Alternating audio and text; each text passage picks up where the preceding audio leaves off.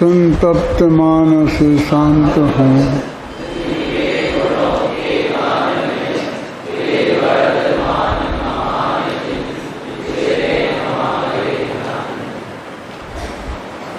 एक से 97-98 गाथा है। 197 198।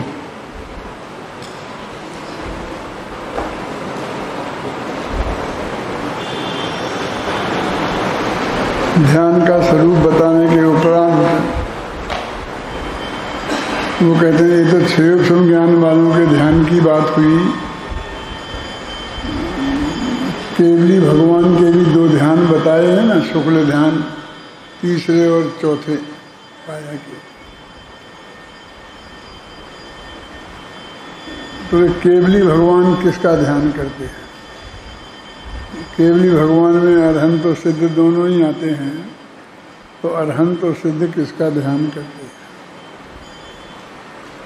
ये बात अब आगे इन गाथाओं में बताने जा रहे हैं। गाथाएं पढ़ो।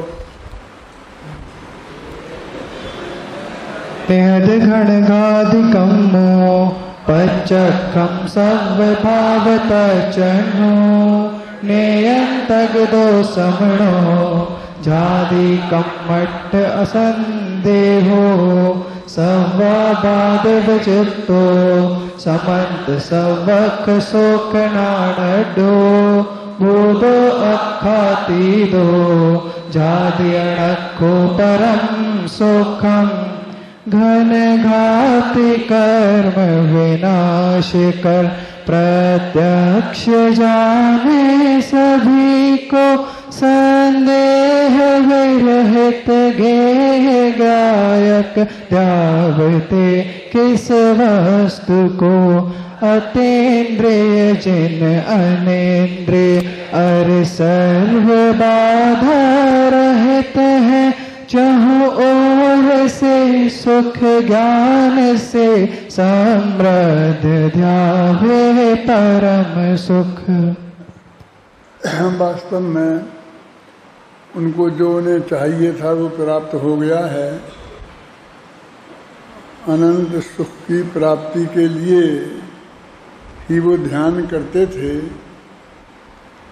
जो आगे गाथा आने वाली है ना कि मुक्त मोक्ष में गए और मोक्ष मगे, दोनों को हम नमस्कार करते हैं, है ना। क्या है शब्द, क्या है?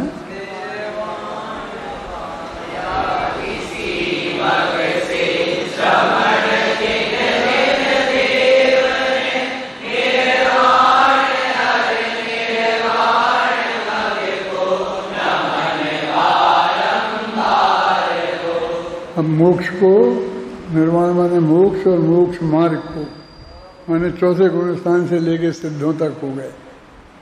इन सब को हम बारंबार नमस्कार करते हैं। आज पता नहीं लगता है ये तो सहायक समय दृष्टि तो चौथे गुण स्थान वाले भरत चक्रवर्ती जैसे 6 खंड की विभूति के मालिक और जो भी चरित्र हमने उनका पढ़ा है, उस चरित्र के धारक और कहाँ सिद्ध भगवान, उन सबको एक साथ नमस्कार किया। निर्वाण अर निर्वाण मग को नमन बारंबार हो। मोक्ष और मोक्ष दोनों को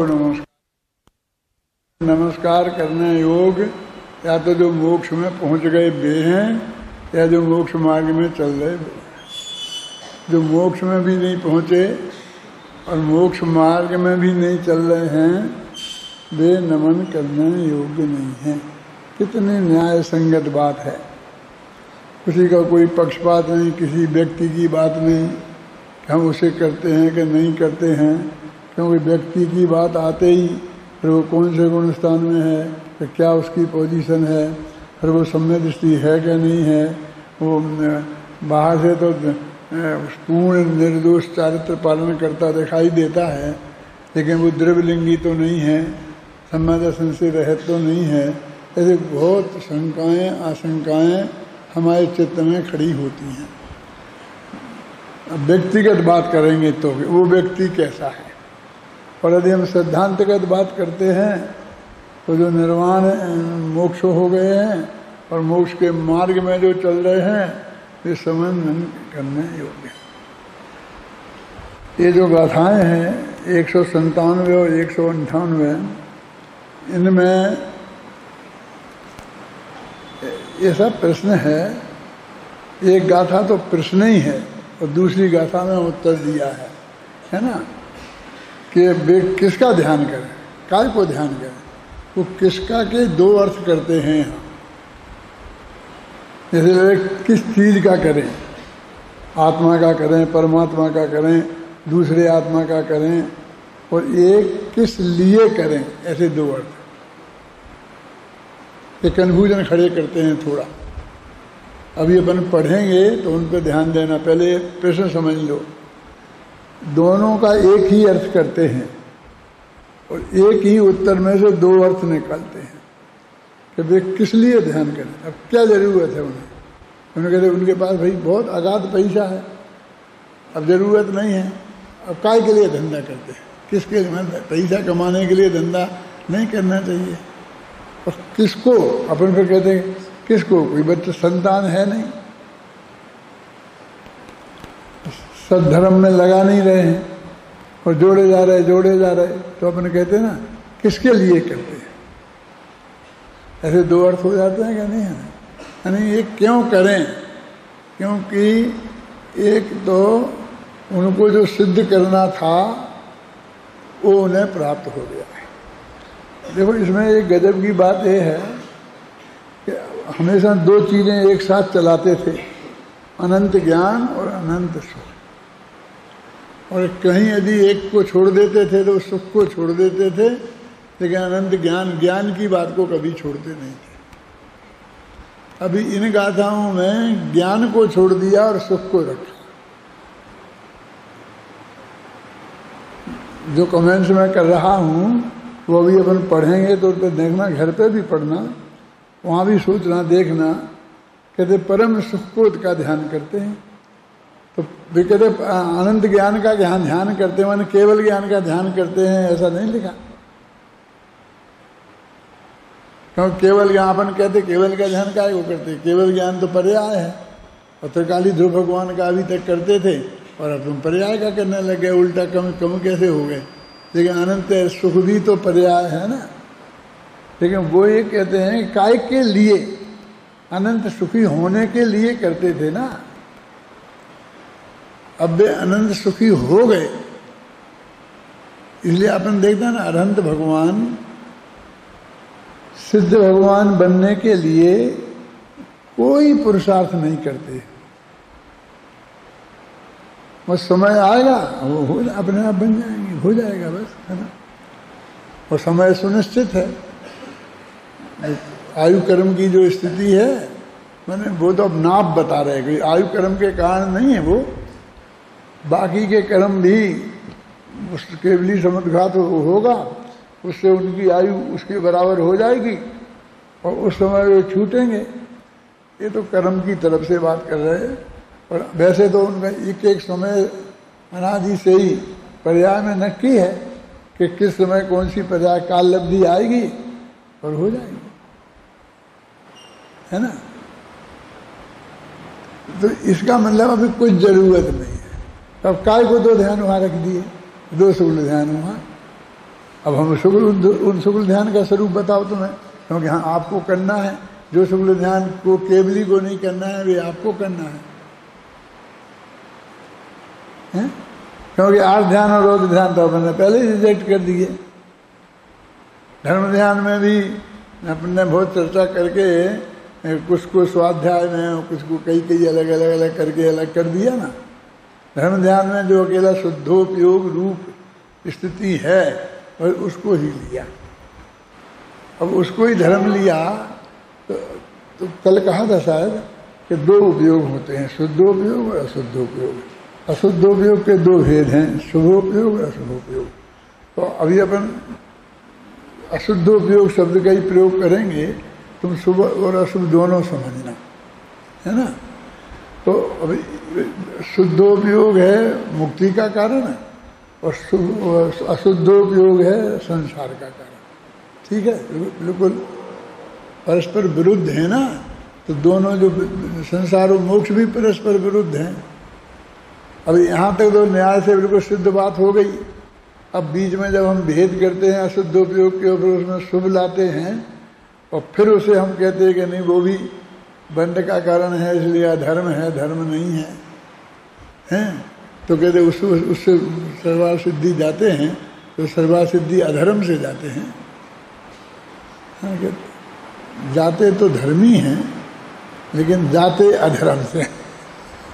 जो उनको बंध होता है देवायु का, वो तो बंध की प्रक्रिया से ही होगा ना।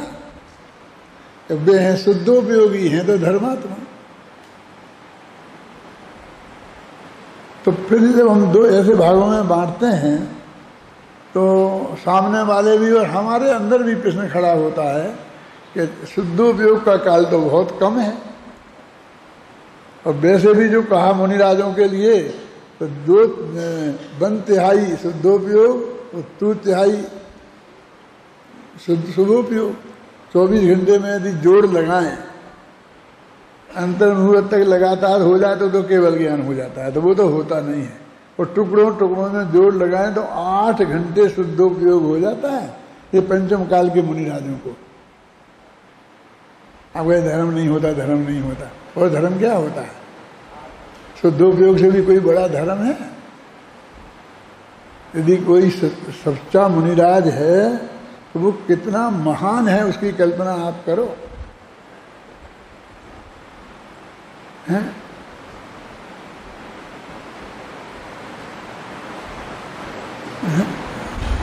8 घंटे शुद्धोपयोग।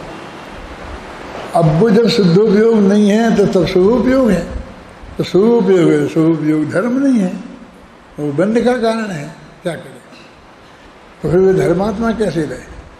अब 7वां गुणस्थान, तो 6वां वो शुभोपयोग का काल है और 7वां शुद्धोपयोग का काल है। तो 7वां हो गया धर्म का काल और 6वां हो गया अधर्म का काल। नहीं, 6वें में भी वे मुनिराज उतने ही पूज्य परम पूज्य क्यों हैं? क्योंकि वो 3 कसाय के अभाव रूप शुद्ध परिणति उनके है, उस पर हमारा ध्यान नहीं जाता। अब जिसके वो शुद्ध परिणति है ही नहीं, सम्य दर्शन के बिना तो शुद्ध परिणति होती नहीं। सम्य दर्शन मध्यात्व के साथ ही अनंतानुबंधी कसाय जाती है ही नहीं, तो फिर वो धर्म है ही नहीं उसके। अब कितनी सीधी सरल बात है, और ऐसी लगती है कि जैसे हम कोई काट कर रहे हैं, किसी की ये कर रहे हैं। ये वस्तु का स्वरूप है कि नहीं? ये वस्तु का स्वरूप का प्रतिपादन हो कि नहीं हो? आचार्य करें कि नहीं करें, हम और तुम भी आपस में करें कि नहीं करें। ये किसी की आलोचना की बात कहाँ है? आलोचना तो तब होती है जब हम किसी की व्यक्तिगत बात करें। ये तो सिद्धांतगत बात है ना। क्यों दीपक जी हैं? ये जो बात हम कर रहे थे, सिद्धांत समझें कि नहीं समझें?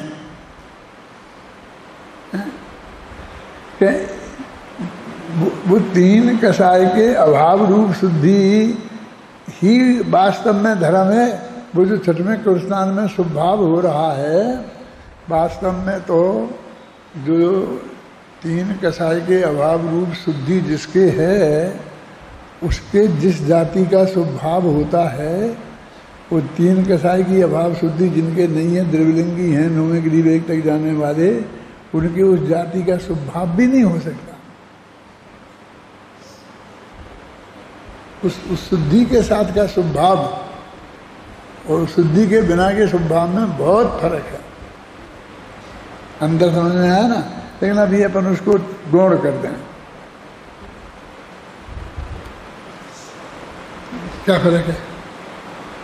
तो उस शुद्धि के साथ होने वाले शुभभाव से ये जीव सर्वार्थ सिद्धि चला जाता है, वो एक भवतारी हो जाता है।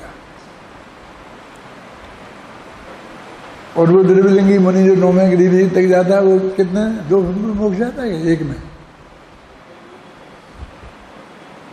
है? क्या गारंटी है उसकी? नहीं जाने की गारंटी है। वो कहते अभव्य भी हो जाता है, अभी देखो उस शुभ भाव जिससे वो 9वें गृहविक में गया और इसके जो शुभ भाव हुआ जिससे जो सर्वार सिद्धि में गया और एक भक्तारी हो गया, वो दोनों के पुण्य में कितना फर्क हो गया। आ गया ना? अच्छा, अब थोड़ा जरा मैं इसको और गहराई में ले जाता हूँ कि वो सोधर्मेंद्र हो गया, वो ये 9वें गृहविक में गया। तो 9वें गृहविक वाले को ज़्यादा सुख है कि सोधर्मेंद्र को है। बाहर में तो 9वें गृहविक वाले को ज़्यादा है, क्योंकि वहाँ परे अपरभी तारा जैसी पोजीशन है, रंच मात्र भी विकल्प का दुख नहीं है इसमें से इंद्रिय संबंधी। और यहाँ तो है, यहाँ तो ऐसा नाथ मनुष्य के समान पर विचार होता है ना, ऐसा सुरक्षा। और वे कितने दुखी हैं और उसका वर्णन समय प्रचनसार की 63वीं गाथा में किया है कि विषय दुख के बिना विषय में व्यापार हो सकता नहीं। तो कितना फर्क है, मतलब उन दोनों स्वभावों में भी बहुत फर्क है। शुद्ध परिणति के साथ का स्वभाव और शुद्ध परिणति के बिना का स्वभाव में बहुत फर्क। उस शुद्ध परिणति के बिना, शुद्ध परिणति के बिना का स्वभाव तो अधर्म ही है। ऐसा कहना नहीं चाहिए क्या? अब क्या करें, कहना नहीं चाहिए तो समझेंगे कैसे? ये जो बात मैंने आपको समझाई ये कहे बिना समझा सकते हैं? क्या करें? वो टोडरमल जी का ही रास्ता अपनाना पड़ता है कि यदि हम जुए का, शराब का निषेध करें और जुए का अड्डा चलाने वाला और शराब की दुकान करने वाले हमें अपना शत्रु समझें, तो हम क्या करें? क्योंकि ये बहुत खराब चीज़ें हैं और इनके बिना, छोड़े बिना शराब पीना और जुआ छोड़े बिना धर्म नहीं होता। सम्य दर्शन की प्राप्ति की चर्चा ही नहीं हो सकती है। तो हमें ये बात तो बतानी पड़ेगी। और वे कहेंगे हमारा तो धंधा चौपट होता है,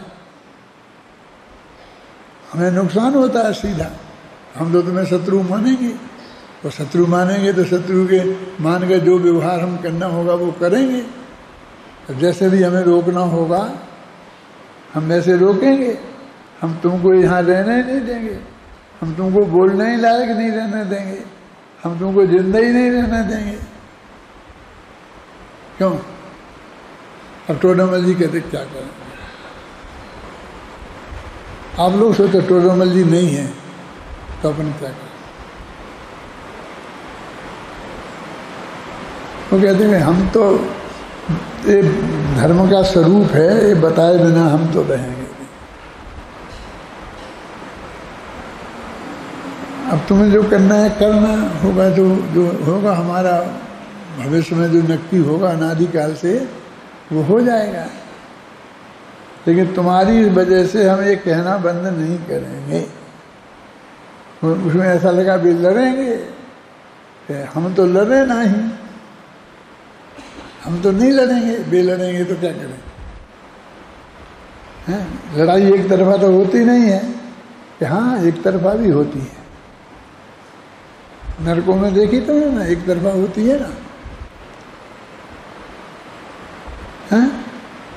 एक तरफा होगी कि इतनी जोखिम हमें लेनी पड़ेगी तो हम लेंगे। किस बात के भरोसे? कि अनादिकाल से जो नक्की है त्रिमद पर्याय में, उसके विरुद्ध कहीं कुछ नहीं हो सकता। इसके भरोसे जा करी जाके जाई समय में जो हो तब जा द्वार, सो बनी है मिटी है कछु नाही। ये हो तब शब्द है ना, कई लोगों ने इसको बदल के होवत कर दिया था। ये हो तब क्या होता है? जो होवत जा द्वार, वो भैया सेट हो गया। जो जिस रास्ते से होता है ना, होवत। तो मैंने समझाया कि होवत नहीं, होतब ही है। कि होतब माने होनहार, माने असली चीज। तो 5 संभार में जो असली चीज काल लब्धि तो काल की अपेक्षा है कि जिस समय होना होगा उस समय होगा, लेकिन जो होना है वो तो होनहार की अपेक्षा है। समझ में आई ना? वो डोडरमल जी कह रहे ना, जब होना होगा जब हो जाएगा तो काल लब्धि की बात होती, वे कहते जो होना होगा वो हो जाएगा, वो हो तब। समझ गए ना आपके में? तो उनने क्या मतलब मौत हो जाएगी तुम्हारी, हो जाएगी। तो उनने तो हो तब स्वीकार की है, और अत्यंत सहज भाव से। ऐसा नहीं कि माथे पे 3 साल पड़ गए हों और हाय राम अब आज खाना नहीं खबेगा हैं, क्योंकि हमारी हो तब खोटी दिखती है। कि हो तब होती है, खोटी मोटी नहीं होती है। जो होना है बस उसका नाम हो तब। अब वो कहते ऐसा ही होना होगा तो ऐसा हो जाएगा। उसमें माने अत्यंत सहज भाव से उनने उसे स्वीकार किया। अब इसमें सहजता काम आएगी। स्वीकार तो किया, लेकिन टेंशन के साथ, यहाँ के बाद, झगड़े के बाद, तो सभी स्वीकार करते हैं। क्यों? जब घटना घट जाती है ना, तब तो सभी स्वीकार करते हैं, भाई भैया अब जो होना था तो हो गया, हम क्या करें, है ना। लेकिन हम पहले ही हमें स्वीकार करते हैं कि अभी जो हमें नहीं कि ठीक होगा। भगवान, कुछ लोग कहते हैं भगवान जो करते हैं वो अच्छे के लिए ही करते हैं, जो अच्छे के लिए, ये सबसे बड़ा डिफेक्ट है। भगवान कुछ एक तो करते ही नहीं है। अच्छा ही होगा ये भरोसा नहीं है, ये तत्व के प्रति असली अविश्वास है, ये धर्म नहीं है, ये स्पष्ट रूप से अधर्म है। आप उस परम सत्य को स्वीकार नहीं करना चाहते कि जो होगा, जो होना है सो होगा। आपको तो ये लगता है कि अच्छी क्या, मैंने अब कोई चिंता नहीं करो, अब जो भगवान करेंगे तो अच्छा ही करेंगे, ये कहने हो जाना हो तो अच्छा ही होगा। धर्मात्मा जीवों का तो बुरा होता ही नहीं है। लेकिन इसके लिए तो जितने फोटो लगाए थे यहाँ कि उनके माथे पे सिगड़ी जला दी उनके, अब तुम तो भाई की भाई कह रहे हो। इससे बच जाते तो हम माफ कर देते। तो तेरे को कौन दुख है मृत्यु में हो सब भारी। क्यों? समझ में आया ना मैं क्या कह रहा हूं? लेकिन वो हुआ ही नहीं ना है। उस दुख के प्रति हमारे हृदय में सहज भाव आया ही नहीं ना। राजा सैनिक को आया होगा ना नरक में जाने का। नरक में तो इतनी अनुकूलता प्रतिकूलता 84,000 वर्ष तक रहने ही वाली है ना, ये तो वे जानते थे ना। तो उन्हें सहज भाव से स्वीकार किया था कि नहीं किया था? तो सहज भाव से नहीं करते तो रोते, और पहले से रोते। मैंने लिखा अपनी उसमें नई किताब में कि वो कहते किरम्बत पर्याय नहीं मानेंगे और हम सब करेंगे बढ़िया बढ़िया एकदम। कि बेटा ठीक है, और सब करोगे तो स्वर्ग संपदा पालोगे, लेकिन पर के कर्तृत्व का बोझा तुम्हारे माथे से नहीं उतरेगा। और सबसे बड़ा दुख तो ये है, उसने लगा कर्तृत्व के बोझे को ढोते रहना और जिंदगी भर रोते रहना। ये पंक्ति लिखी उसमें, कौन है वो, किसे याद है? हैं? और किताब तो होगी नहीं पास में तुम्हारे। ये देखो मेरे दिमाग में वो सब घूमता रहता है दिन भर, इसलिए मैं बार बार तुमसे कहूँगा किताबें रखना चारों अपने साथ, तो वो निकाल के तुम्हें उस वक्त पढ़ना पड़ेगी। क्या अभी मैं कहूँगा तो फटाफट निकाल के, और इतना अभ्यास होना चाहिए कि फटाफट निकाल लो। वो पेज नंबर मैं नहीं बताऊँगा क्योंकि मैं याद रखता नहीं। मैं याद रखने के लिए कुछ भी नहीं करता हूँ, अपने स्वाध्याय समझने के लिए करता हूँ, और जो याद रह जाता है तो रह जाता है, और जो नहीं रहता है नहीं रहता है। ये लोग वैसे पॉइंट लिखते हैं ना, प्रवचन करना हो तो मैं कोई कुछ नोट वोट नहीं करता। मेरे पास कोई डायरी मारी नहीं है, सारी दुनिया डायरी की बहुत प्रशंसा करती है और डायरी लिखना चाहिए, इसके लिए प्रेरणा देती है। मैं कुछ नहीं कहता हूँ तुमसे कि तुम लिखोगे नहीं लिखो, लेकिन मैं नहीं लिखता हूँ। कब के लिए, किसके लिए, कब देखेंगे, क्या देखेंगे? जो समझना है अभी समझ लो ना, जो समझना है इसमें ही लिख लो ना। कंठ की विद्या अंत का दाम, तो समय पड़े पे डायरियों में लिखा लिखा क्या काम आएगा? हैं? कौन देखेगा? आप डायरी लिखते हो वकील साहब, हैं? आप शिथिल हो जाओगे तो कौन देखेगा उन डायरियों को? हैं? कोई किसी को नहीं। अरे अपनी किसी की फुर्सत नहीं, दूसरे की कहाँ किसकी फुर्सत है? हैं?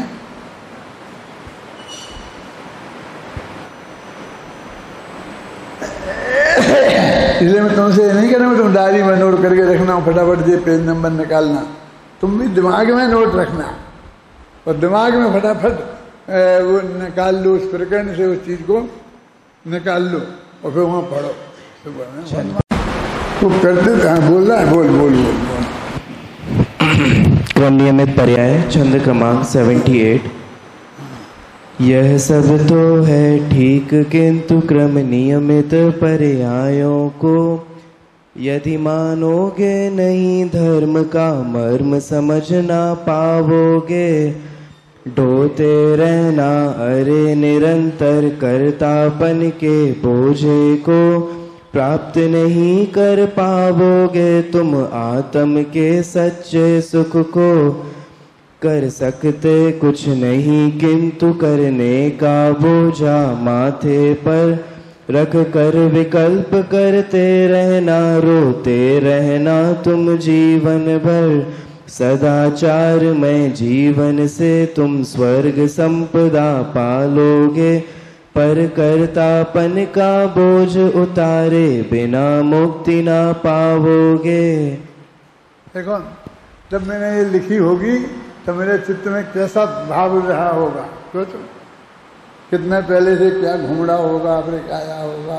और तो रात को दिन में कभी भी चलता है, तब कागज पेन हाथ में होता है नहीं होता है क्या? उठ के लिखो तब तक भूल भी जाते हैं, हो सकते हैं। क्यों? लेकिन क्या करना? ठीक है, लिखी गई, किताब लिखने थी तो लिखी गई, बाकी तो इधर के ही काम आएगी ना। है? अभी तो तुम हो, हम तुमसे कहते हैं, वो बुलवा लेते हैं। उस वक्त ना हम बोल पाएंगे ना तुमसे बुलवा पाएंगे। तुम आओगे काम? कोई नहीं।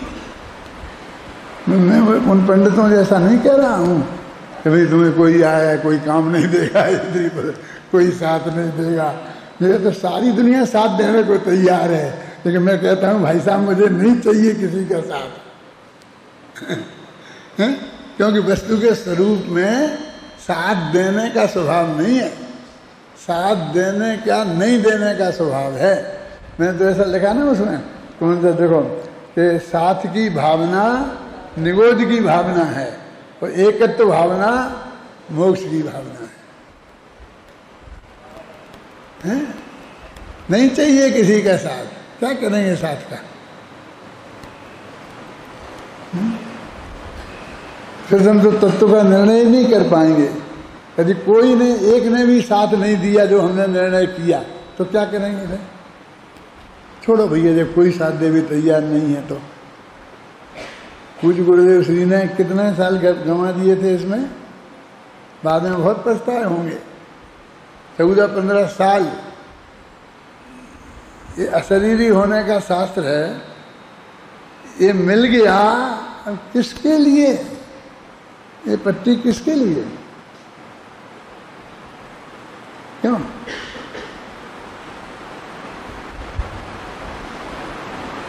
वे 14-15 साल और मिले होते हमें माने वे मूल तत्व ज्ञान की धारा को उसी तरीके से प्रभावित किए होते तो आज वो सब होती ना। दीपक भाई मैं क्या कह रहा हूँ मालूम आपको?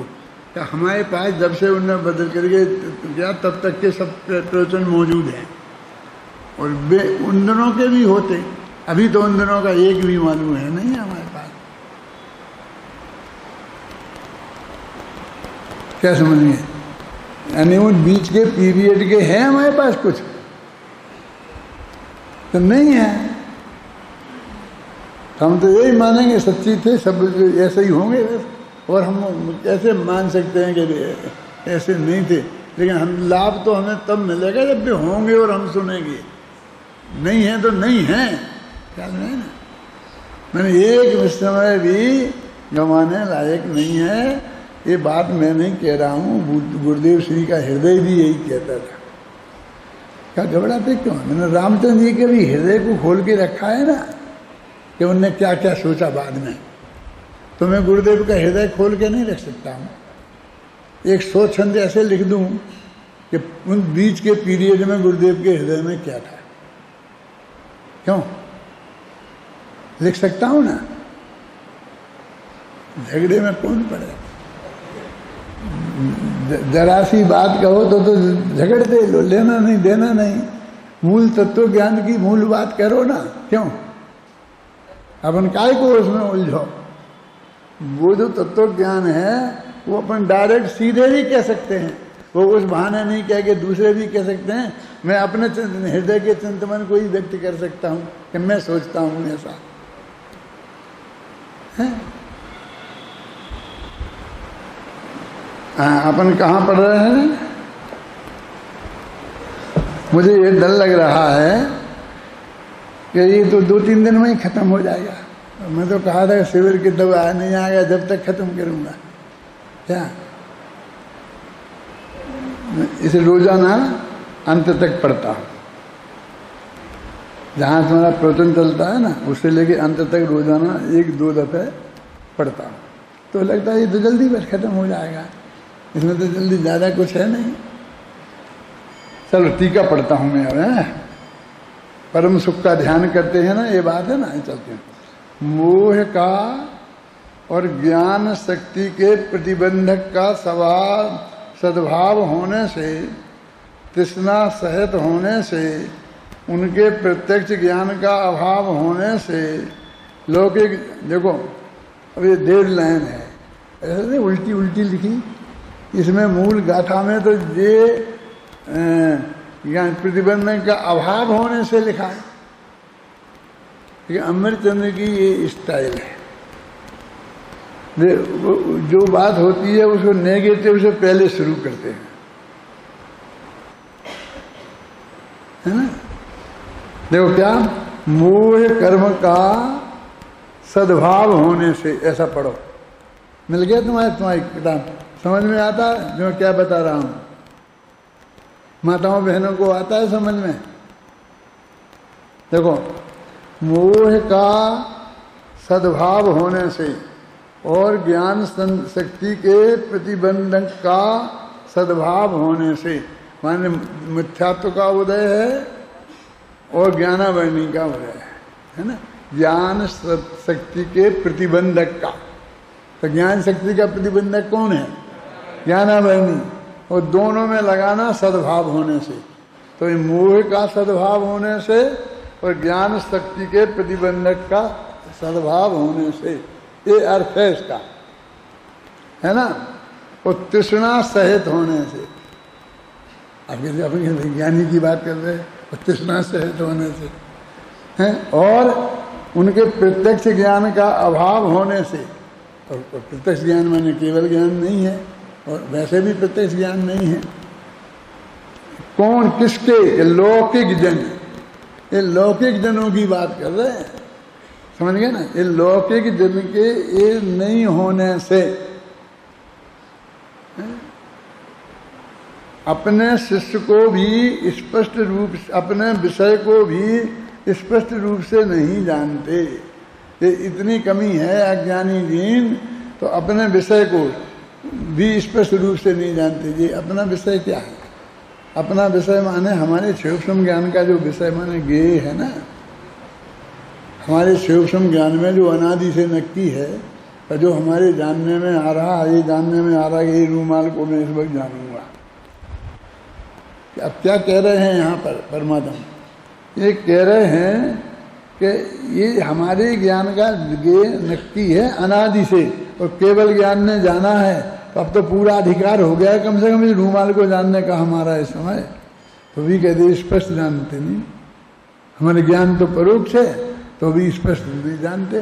देखो एक रूमाल है, घड़ी किया हुआ है, और इसमें ऐसे ऐसे से आटे लगे हो, कितने लगे तुम्हें समझ में आता है? मुझे भी नहीं मालूम, निकाल के गिनने पड़ेंगे। तो कितना अस्पष्ट है मेरा ज्ञान। अब मैंने जो इतना अर्थ किया ना, अब इस पंक्ति को पढ़ता हूँ द्वारा, फिर आप अपने दिमाग में लगाना, भाषा का गठन का भी विचार करना। आप कहते आपने क्या किया, ऐसा तो पहले ही लिखा था। अरे है ही, जो आचार्यों ने पहले लिखा है, विद्वानों ने, वही तो हमने लिखा है। हम कौन सा दावा करते हैं कि हमने नया लिखा है, लेकिन हमने उसकी भाषा जो आज की लेटेस्ट है उसको व्यवस्थित किया है एकदम। वो जो है सो है की भाषा थी ना, ख्याल में है ना? समझ, देखो देखो मैं पढ़ता हूँ। बोल, मोह का और ज्ञान शक्ति के प्रतिबंधक का सद्भाव होने से 1 पॉइंट, तृष्णा सहित होने से 2 पॉइंट, उसके प्रत्यक्ष ज्ञान का अभाव होने से 3 पॉइंट। किसके? लौकिक जन के। ये 3 चीजें होने से उस लौकिक जन के ज्ञान में क्या कमी है कि अपने विषय को भी स्पष्ट रूप से नहीं जानते। माने जो उनके ज्ञान का गेय बनना नक्की है कि वे इसे जानेंगे, अब वे उसे धुंधला धुंधला जानेंगे। क्या समझ में आया? ये कह रहे अज्ञानियों की ऐसी पोजीशन है, उसे तो बदल ही नहीं सकते गेय को। वो धुंधला धुंधला जानेंगे, उसे भी नहीं बदल सकते। उसे और स्पष्ट जान लें तो क्या है, थोड़ा आंखें गड़ा है कि यदि तुम्हारा ज्ञान ही परोक्ष है, कैसे जान लोगे? कि नहीं, हमारे सूक्ष्म ज्ञान में किसी किसी के बहुत ज़्यादा शक्ति होती, किसी के कम होती है। हाँ, होती है, लेकिन तुम्हारी समझ लो अभी इतनी ही है। जो तुम्हें फीका फीका दिख रहा है ना, तो इस समय तुम्हें इसी को जानने की योग्यता है और फीका फीका जानने की योग्यता है। आज अपनी आँख कमजोर हो जाती है ना, तो वे कहते ना तुम्हें दिखाई तो देगा लेकिन फीका फीका दिखाई देगा। देखो, लौकिक जन अपने विषय को स्पष्ट रूप नहीं जानते, इस कारण वे लौकिक जन, अब सुनो फिर ये भाषा का कमल, जिनकी अभिलाषा हो ऐसे अभिलषित पदार्थ। अब इनको पहले ऐसा पढ़ो, लौकिक जन अभिलषित, जिज्ञासित और संदिग्ध पदार्थों का ध्यान करते हुए दिखाई देते हैं। समझ में आया मैंने क्या छोड़ दिया और क्या पढ़ा है? आया समझ में? कम से कम 10वीं क्लास तक जो पास होंगे, हिंदी पढ़ी हो ढंग से, तो उनकी समझ में तो आएगा, है ना? अब क्या किया है इसमें कि अभिलषित का अर्थ किया जिनकी अभिलाषा हो, ऐसे अभिलषित, तो जिनको जानने की इच्छा हो ऐसे जिज्ञासित, और संदिग्ध पदार्थों का ध्यान करते हुए दिखाई देते हैं। क्या करें वे? बोलो। वो जो लौकिक जन हैं, अब ये इन्हें रूमाल दिखाई दिया, कैसा दिया कि उन्हें रूमाल को देखने की इच्छा थी, अभिलाषा थी, अभिलषित हो गया, है ना? दूसरा क्या है? जिज्ञासित, इसको जानने की जिज्ञासा है इसलिए जिज्ञासित हो गया। और तीसरा क्या है? एक शब्द और है ना, और संदिग्ध, इनके बारे में संदेह है। ऐसे ये पदार्थों को जानते हैं वो, जैसा जैसा कैसा अस्पष्ट, ध्यान भी ऐसा ही स्पष्ट करते हैं। लिखो ना, ऐसे ऐसे पदार्थों को जानने की इच्छा हो, जिज्ञासित, ध्यान करते हुए दिखाई देते हैं। अब वे जीव ऐसा ध्यान करते दिखाई देते, हर जीव 24 घंटे ध्यान कर रहा है। ये कह रहा है, देखो मैं कहता हूँ, कई दफे तुमने सुना होगा मेरे मुख से, तो हम ध्यान तो हमारे 24 घंटे हो रहा है। अब वो अर्थ हो रहा है कि रौद्र हो रहा है कि कौन हो रहा है, ध्यान के बिना तो कोई आत्मा एक समय भी नहीं है। और प्रैक्टिस करने की जरूरत नहीं है, हमें बहुत प्रैक्टिस है ना? लेकिन अब जैसा धुंधला दिखाई दे रहा है वैसे ही धुंधले का ध्यान होगा, वैसे ध्यान भी धुंधला धुंधला होगा। आ गया ख्याल में? यहाँ तक की बात ख्याल में आ गई। अब परंतु अब यहाँ से मामला उलटता है। अब वो अपनी जो असली बात कहनी है वो कहते हैं, घाती कर्मों का अभाव होने से, ऊपर क्या कहा था, ज्ञान शक्ति का प्रतिबंधक का सद्भाव होने से, यहाँ कहते हैं घाती कर्मों का अभाव होने से, मोह का अभाव होने से, ज्ञान शक्ति के प्रतिबंधक का अभाव होने से, समझ में आया ना, के कारण, वो तृष्णा नष्ट हो जाने के कारण, तीसरा कौन था, उसकी जगह तृष्णा नष्ट हो जाने, संदिग्ध, तृष्णा नष्ट हो जाने के कारण सर्वज्ञ भगवान के ज्ञान ने समस्त पदार्थों को प्रत्यक्ष जान लिया है। ये क्या कह रहे, क्या कहना चाहते हैं? इसमें क्या था कि सर्वज्ञ भगवान किसका ध्यान करते हैं? एक तो ये कि किसके लिए, काय के लिए ध्यान करते हैं, क्या जरूरत है उन्हें, और दूसरा किसका ध्यान करते हैं। समझ में आया? प्रत्यक्ष जान लिया, समस्त ज्ञेयों के पार को प्राप्त कर लिया है। अब ये नहीं इसको जानेंगे इसको नहीं जानेंगे, सबको जान लिया है और समस्त ज्ञेयों के पार को प्राप्त कर लिया है। सर्वज्ञ भगवान ने समस्त पदार्थों को प्रत्यक्ष जान लिया है। अब वो धुंधलापन भी खत्म हो गया, अर्थात ज्ञेयों के पार को प्राप्त कर लिया है। ये पार को प्राप्त कर लिया माने क्या, इसमें और थोड़ी गहराई है। पार माने ऐसा लंबाई वाला ही पार नहीं, गहराई वाला भी पार है, समझ गए ना। अभी अपन जानते रहते हैं कि मैंने इस प्रवचन सार को अच्छी तरह पढ़ लिया, फिर भी एक बार और पढ़ूंगा। इसमें गहराई में वो सब बात आप समझते ना, उनकी वो गहराई भी पूरी जान ली उनने।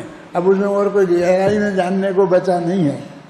तो ज्ञान का स्वरूप तो देखो, है ना, कहाँ गया।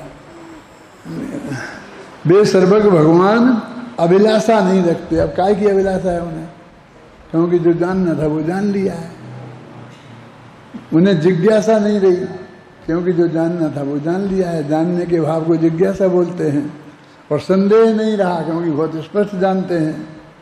तब फिर उनके अभिलषित, जिज्ञासित और संदिग्ध पदार्थ कैसे हो सकते हैं? माने उनको कोई पदार्थ जिनके बारे में उन्हें संदेह हो, अभिलाषा हो, जिज्ञासा हो, ऐसे कोई पदार्थ कैसे हो सकते हैं? माने दुनिया में ऐसा कोई पदार्थ है ही नहीं। मैंने कैसे हो, मैंने वे किसकी अभिलाषा करें, वे क्या चाहें? मैंने उनका कोई अभिलषित है ही नहीं। अब वो क्या कह रहे हैं? ये कह रहे हैं कि हम लौकिक जन अपने अभिलषित पदार्थों का ध्यान करते हैं, जिज्ञासित पदार्थों का ध्यान करते हैं, तो संदिग्ध पदार्थों का ध्यान करते हैं। काय के लिए? अभिलाषा पूरी करने के लिए। काय के लिए? जिज्ञासा पूरी करने के लिए। काय के लिए? स्पष्टता के लिए, संदिग्धता खत्म करने के लिए। वो उनको जानते हैं और उन्हीं का ध्यान करते हैं।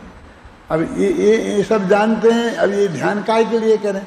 क्योंकि उन्हें तो अभी ये पूरी गहराई से जानना है ना, जैसा केवल ज्ञान ने जाना है, इसलिए वो ध्यान करते हैं इसका। अब अनंत भगवान किस लिए ध्यान करें? वो कहते हैं ना, लिखा ना क्या, ये पदार्थ कैसे हो, संदिग्ध पदार्थ कैसे हो सकते हैं, माने उनके ध्यान के ध्येय कैसे हो सकते हैं? इनको जानने के लिए ध्यान काय को लगाएंगे? अपन किसी बात को कहते हैं ना, देखो ध्यान से देखो, ध्यान से सोचो, मेरी बात को ध्यान से सुनो तो समझ में आएगी। तो आपको अभी नहीं आई ना समझ में, स्पष्ट है। अब और ध्यान तुम्हें इसलिए कहते हैं ध्यान से करो, ध्यान से करो। अब तुम्हें पूरी स्पष्ट हो गई, अब क्या ध्यान ध्यान? यानी अरहंत भगवान के ध्यान की जरूरत नहीं है अरहंत को, सिद्ध को, ये कह रहे हो। अब फिर किसका करें? क्योंकि सब पदार्थ जिसको जानने की इच्छा होती है उसका करते हैं ध्यान। अब तो जान ही लिया सबको। आप समझे, ना अभिलाषा रही, न जिज्ञासा रही, न संदेह रहा, इसलिए वे किसका ध्यान करें? ये प्रश्न है एक गाथा का में, ये है किसका ध्यान करें? यदि ऐसा है तो फिर वे क्या ध्याते हैं, किसका ध्यान करते हैं? फिर कहते बताओ तुम क्या ध्यान करते हैं? क्योंकि ये नहीं कह सकते ध्यान नहीं करते हैं, क्योंकि तुमने क्या 2 ध्यान उन्हीं के खाते में डाल रखे हैं। नाम कैसे विचित्र हैं, बोलो जरा। विपरीत क्रिया निवर्ती में क्या है? पहले का नाम क्या है? सूक्ष्म क्रिया प्रतिपाती। ऐसे नहीं क्या है? क्या हम तो विद्यार्थी अवस्था से अभी तक माथा ही मारते हैं, ये क्या सूक्ष्म क्रिया प्रतिपाती और विपरीत क्रिया निवर्ती नहीं, ये क्या है? ये जो भी अर्थ है बस इनमें ही है, इन्हीं शब्दों में छिपा हुआ है। वो सारी क्रियाओं से निर्वृत्त हो गए हैं, वो जानने की कोई क्रिया नहीं करते, माने उनके ध्यान कुछ होता नहीं है। ये ध्यान माने ध्यान नहीं, ऐसा कहते। जैसे नाचार्य तो कहते ध्यान होता ही नहीं। अब क्या करें, 2 लिखे शास्त्र में, खुद ही लिखते जैसे नाचार्य, इसलिए हम मान लेते हैं कि उपचार से होते हैं, ऐसा लगा। ये उपचारित कथन है, पढ़ूंगा मैं अभी इसमें। अभी तुमसे कि तुम घर पे पढ़ के आया करे ना, तो जो मैं तुम्हें ऐसा बताता हूँ ना, तो फिर पढ़ के नहीं बताना पड़ेगा मुझे, है ना। सुनो, कहाँ है, किसका ध्यान करते हैं? अब देखो सहज, अब उनके जो वो सहज सुख और ज्ञान की बाधक और अपूर्ण और असर्वांग सुख और ज्ञान की आयतन इंद्रियों का अभाव होने के कारण ये चीजें इस आत्मा के, जब यह आत्मा स्वयं अनिंद्रिय रूप से बरतता है, उसी समय इंद्रियों का अभाव होने के कारण आत्मा अनिंद्रिय रूप से बरतता है, उसी समय दूसरों को इंद्रिय गोचर बरतता हुआ निराबाध सहज सुख ज्ञान वाला होने से सर्व बाधा रहित सर्व प्रकार से सुख ज्ञान से परिपूर्ण होने से सुख और ज्ञान से समृद्ध होता है। और तो ठीक है, तो एक अनिंद्रिय और एक अतीन्द्रिय 2 शब्द हैं। इनका ऐसा अर्थ किया है कि इंद्रियातीत से अनिंद्रिय हो गया, और इंद्रिय दूसरों के द्वारा इंद्रियों से नहीं जाने जाते हैं, इसलिए इंद्रियातीत, ऐसा अर्थ किया है। मैं ऐसा कहना चाहता हूँ, अनाकार और निराकार का जैसा अर्थ है, जिसमें आकार है ही नहीं वो अनाकार, जिसका आकार था वो निकल गया वो निराकार। ऐसे ही जिसमें इंद्रिय ज्ञान है ही नहीं वो अनिंद्रिय, और जो इंद्रिय ज्ञान था अब उससे अतीत हो गए वे अतीन्द्रिय। अंतर समझ में आया ना? इस प्रकार यह आत्मा सर्व अभिलाषा जिज्ञासा और संदेह का असंभव होने पर भी, अब संदेह है ही नहीं, असंभव माने हो ही नहीं सकते, ना उनके कोई अभिलाषा हो सकती, ना कोई जिज्ञासा हो सकती, और ना उन्हें कोई संदेह। असंभव होने पर भी अपूर्व, पहले आज तक नहीं हुआ ऐसा ज्ञान, अनाकुल लक्षण वाला जो परम सुख है का ध्यान करता है, उस सुख का ध्यान करते हैं। वो टोनमल जी ने लिखा ना कि वो आत्मा तो प्रत्यक्ष होता ही नहीं, वो तो अति आनंद का प्रत्यक्ष होता है ना, रहस्यपूर्ण चिट्ठी में।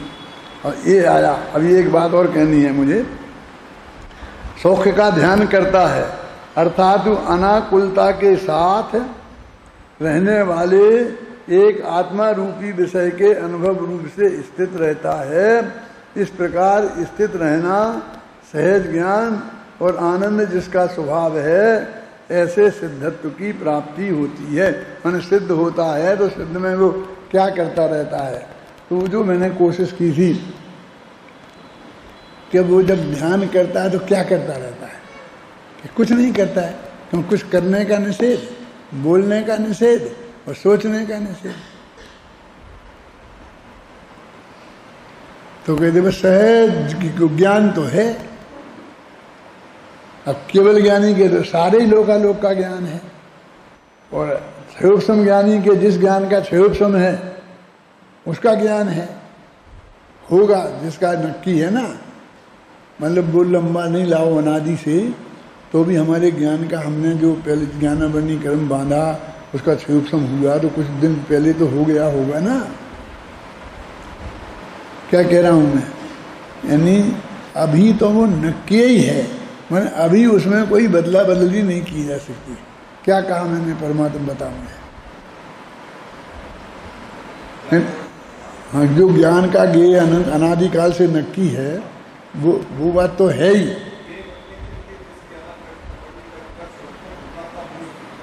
वो भी तो मैंने कुछ 2 दिन 10 दिन 50 दिन पहले, 2 महीना 4 महीना पहले किया होगा ना। ज्ञान अवन्य कर्म का बंध कितने दिन पहले होता है? तो अब 2 ही तरह से हो गया ना। अब वो क्षयोपशम में जो जानना है और अनादि से जो जानना नक्की है, अब 2 जगह प्रतिबंधित हो गया, निमित्त और उपादान दोनों में। निमित्त ये कर्म का वाला और उपादान वो। अब उसमें तू बदला बदली करना चाहता है, बिल्कुल असंभव बात हो गई ना। तुम्हें कहते हो ना कि साहब हम विद्यार्थियों की लिस्ट भेज चुके हैं, यूनिवर्सिटी को भेजनी पड़ती है, और यूनिवर्सिटी वाले भी बोर्ड को भेज चुके हैं, और फिर एक दफ़े करेक्शन करने का अधिकार होता है, तो वो हम करेक्शन भी करके भेज चुके हैं। अब तुम बिल्कुल किसी कीमत पर तुम्हारा नाम उस लिस्ट में नहीं जा सकता, ऐसा बोलते ना आप। तो कहीं ना कहीं तो रुको, कितनी जगह ये प्रतिबंधित हो गई बात। जिनको वो अनादि वाली नहीं माननी हो तो उनको भी कर्म का क्षयोपशम तो मानते हैं ना वे, कि हमारे कर्म के क्षयोपशम में जैसा होगा वही आएगा जानने में। तो ये करुणान योग वाले भी हो गए, और अध्यात्म वाले भी हो गए, दिव्यान योग वाले भी हो गए, और प्रथमान योग चरणान योग वाले तो साथ में लगे ही जाते हैं। अब समझ में आया ना। तो वे किसका ध्यान करें, काय के लिए ध्यान करें? अब उन्हें कुछ चाहिए नहीं, जो चाहिए था वो मिल गया, तो इसलिए काय की क्यों ध्यान करें? इसलिए जैन सेनाचारी कहते हैं उनके ध्यान होता ही नहीं। लेकिन लिखा तो है शास्त्र में, तो उन्होंने कहा उपचार से लिखा है। मुझको इसकी तकलीफ नहीं है, मुझको इसकी जरूरत नहीं है। क्यों नहीं है बोला? क्योंकि मैं तो ये कह रहा हूं आपसे महीनों से कि वो ज्ञान जिस बिल्कुल सहज भाव से परिणमित हो रहा है, उसे कोई उसमें उसे विकल्प नहीं है। निर्विकल्प हो गया ना। निर्विकल्प का अर्थ क्या है कि उसे जो भी उसके ज्ञान का ज्ञेय बनना है, वो ध्यान में जितने काल बनना, जैसे स्थिरता होनी है, वो सब नक्की है और वो मुझे स्वीकृत है, वो बन रही है, इसलिए मुझे कुछ नहीं करना है। तो वो कहते कि फिर उसको ध्यान होता नहीं है, ऐसा कह दो। तो मैं तो कहता हूं कि उसके पहले भी ऐसा ही होता है। मोक्ष में जाने के बाद जो होगा, जो अरहंत को होगा, वो उसके थपक श्रेणी में भी ऐसा ही होगा। तो ही वो असली ध्यान है, तब उससे वो ऐसी दशा तुम्हें मिलेगी। जो अनंत काल तक जो रहना है उसकी पहली तुम श्रेणी में भोगोगे, उतनी इस पर उसमें कुछ कमी रहती होगी। मैं उसमें बर्बाद नहीं पड़ना चाहता हूँ, क्योंकि आखिर वो गुणस्थानातीत दशा है, 13वें 14वें की दशा है, और ये 8वें 9वें 10वें की दशा है। तो वो अंतर जो होगा तुम्हारे करुणान योग के हिसाब से वो मुझे मान्य है, लेकिन वो जाति वो ही है। इसलिए ध्यान में कुछ नहीं करना है, बिल्कुल बस पहला जानना कैसा होता है। एक दफे जानो तो नहीं, कैसा होता है ये तो जानो भले आदमी। उसका स्वरूप तो हमारे ख्याल में आए, अब तो हम ध्यान करेंगे। अभी स्वरूप तो कुछ ख्याल नहीं है, जो क्या करना है वो तो हमें पता ही नहीं है। हमें निर्विकल्प होना है, तो निर्विकल्प कैसे हुआ जाता है हमें पता ही नहीं है। हम तो निर्विकल्प होने की कोशिश में लग जाते हैं। रीढ़ की हड्डी सीधी रखो, तो ये करो, तो ये सोचो, ऐसा सोचो, पहले ये सोचो शुद्ध हो, फिर सोचो बुद्ध हो। फिर हम उसकी क्रिया में लग जाते हैं, तो सोचने में लग जाते हैं, याद है ना? जरा तो सोचो, सोचने में लग गए। लेकिन कुछ नहीं करो, जैसे ऐसे सहजता से काम हो जाएगा। नहीं, समझ करके सहज हो। ऐसे कोरे ही सहज हो गए, हम तो पागल हो जाते हैं ऐसे सहज। तो क्या 2 बोतल पी लो तो हो जाओगे शायद। ये सब घर के बच्चों के, स्त्री के दुआएं, बीमारी के ये सब विकल्प खत्म हो जाएंगे ना, बस मस्त हो जाओगे। ऐसे नहीं, पूरी समझ पूर्वक और समझ को कायम रखता। ऐसा नहीं कि मैं समझ बंद कर दी बेहोश हो गए, बिल्कुल सहज हम स्वीकार हों, ये धर्म है। क्यों ये हो गई गाथा पूरी कि अभी अपन को इसमें और पढ़ना पड़ेगा। ये जो देवसेनाचार्य की मैंने आपको बताई है बातें, ये लगभग बता दी हैं, इतनी पढ़नी है तो तुम पढ़ाना घर। मैं भी पढ़ के आऊँगा, यदि मुझे ज़रूरत लगेगी तो कल पढ़ूँगा, और ज़रूरत नहीं लगेगी तो नहीं पढ़ूँगा। अगली गाथा पढ़ूँगा।